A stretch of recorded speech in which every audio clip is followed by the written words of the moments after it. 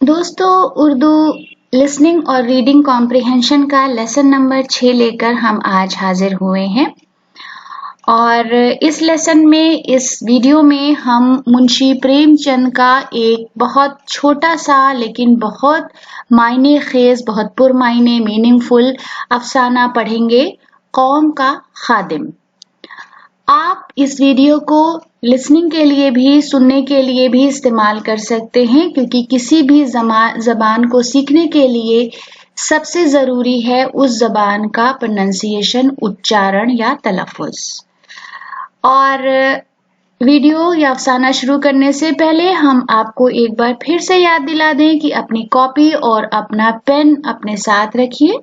अफसाना ख़त्म होने के बाद हम हमेशा की तरह आपके लिए कुछ होमवर्क लेकर आए हैं और हमारे पास आज 2 एक्सरसाइजेज हैं। एक उन लोगों के लिए है जो उर्दू से हिंदी सीख रहे हैं और दूसरी उन लर्नर्स के लिए है जो हिंदी से उर्दू सीख रहे हैं। तो अब आप अपना कॉपी पेन तैयार रखिए और अफसाना पढ़ने और सुनने के लिए तैयार हो जाइए। खादिमे कौम ने कहा, मुल्क की निजात का एक ही नुस्खा है और वो है नीचों के साथ बिरादराना सुलूक, रजीलों के साथ मसावात, बराबरी का बर्ताव। दुनिया में सभी भाई हैं, कोई नीचा नहीं, कोई ऊंचा नहीं। दुनिया ने नाराए तहसीन बुलंद किया, कितनी वुसअते नजर है, कितना दर्दरस दिल। उसकी हसीन लड़की इंदिरा ने सुना और वो दरियाए फिक्र में डूब गई। खादिमे कौम ने रजील नौजवान को गले लगाया। दुनिया ने कहा, ये फरिश्ता है, कौम का नाखुदा है। इंदिरा ने देखा और उसका चेहरा रोशन हो गया। खादिमे कौम रजील नौजवान को मंदिर में ले गया, देवता के दर्शन कराए और कहा, हमारा माबूद गुर्बत में है, नकबत में है। नकबत अनफॉर्चुनेट या दुर्भाग्य, इफलास में है, जिल्लत में है, पस्ती में है। दुनिया ने कहा, कितना रोशन ज़मीर आदमी है, क्या आरिफे कामिल। इंदिरा खादिमे कौम के पास जाकर बोली, मेरे काबिले ताजीम बाप, मैं मोहन से ब्याह करना चाहती हूँ। खादिमे कौम ने प्यार की नजरों से देखकर पूछा, मोहन कौन है?